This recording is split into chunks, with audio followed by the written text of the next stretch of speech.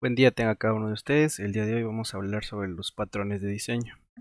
Concretamente sobre ciertos patrones. Vamos a empezar por el Abstract Factory, el cual es un patrón que proporciona una interfaz para crear familias de objetos relacionados sin especificar sus clases concretas.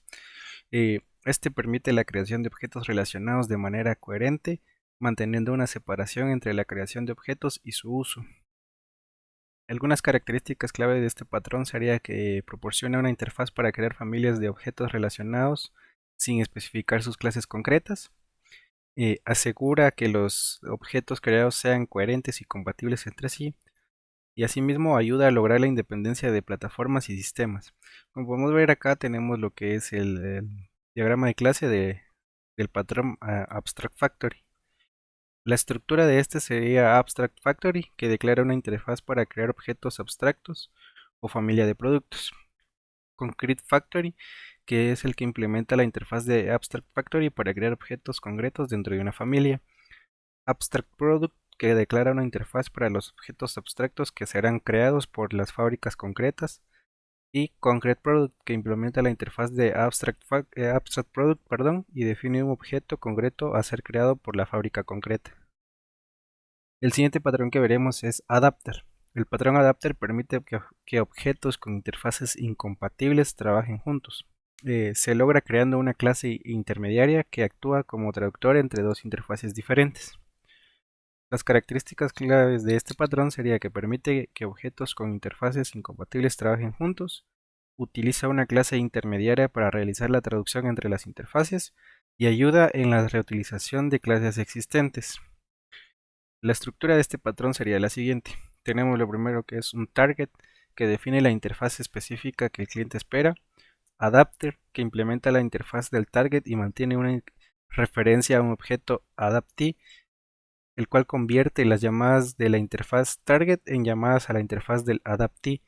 El adaptee es la clase que existe con la interfaz incompatiblemente con la interfaz target. Este contiene la funcionalidad que el adapter adaptará. El siguiente patrón es el composite. Este es un patrón que permite construir estructuras jerárquicas de objetos en una representación de árbol. Los objetos individuales y las composiciones de objetos se tratan de manera uniforme, lo que simplifica la manipulación de estructuras complejas. Las características clave de este patrón sería que permite construir estructuras jerárquicas de objetos. Los objetos individuales y las composiciones se tratan de manera uniforme y facilita la manipulación y el tratamiento de estructuras complejas. La estructura de este patrón es la siguiente.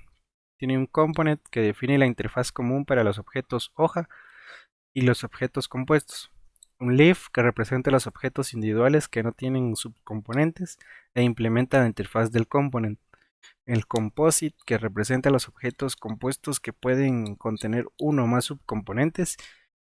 Este mismo implementa la interfaz del component y puede contener un conjunto de componentes. Y por último tenemos cliente, que utiliza la interfaz del component para interactuar con los objetos, ya sean hojas o compuestos. El siguiente patrón que veremos es el decorator, el cual es un patrón que permite añadir funcionalidad adicional a objetos existentes sin modificar su estructura. Se logra creando clases decoradas que envuelven a los componentes originales y agregan comportamiento adicional. Las características claves de este patrón son las siguientes. Permite añadir funcionalidad adicional a objetos existentes de manera dinámica, utiliza clases decoradoras que envuelven a los componentes originales y evita la necesidad de crear múltiples subclases para agregar funcionalidad. Su estructura es la siguiente. Nuevamente tenemos un component, el cual define la interfaz común para los componentes originales y decorados. Un concrete component, que representa los componentes originales a los que se añadirá la funcionalidad. Un decorator que mantiene una referencia a un objeto del tipo component y agrega comportamiento adicional. Este implementa la misma interfaz que el component. Y un concrete decorator, el cual extiende el decorator y agrega comportamiento específico. Y como último patrón de diseño tenemos Factory Method. El Factory Method define una interfaz para crear objetos en una superclase, pero permite a las subclases elegir qué clase concreta instanciar. De esta manera se delega la creación de objetos a las subclases. Las características claves de este patrón son: define una interfaz para crear objetos en una superclase, las subclases deciden qué clase concreta instanciar y promueve la extensibilidad al permitir agregar nuevas subclases creadoras. La estructura de este patrón es un creator que declara el método factory method que las subclases deben implementar para crear objetos. Puede contener métodos comunes que utilizan los productos creados por el factory method. También tenemos concrete creator que implementa el factory method y crea instancias concretas de productos. Un product que define la interfaz para los objetos que el factory method crea.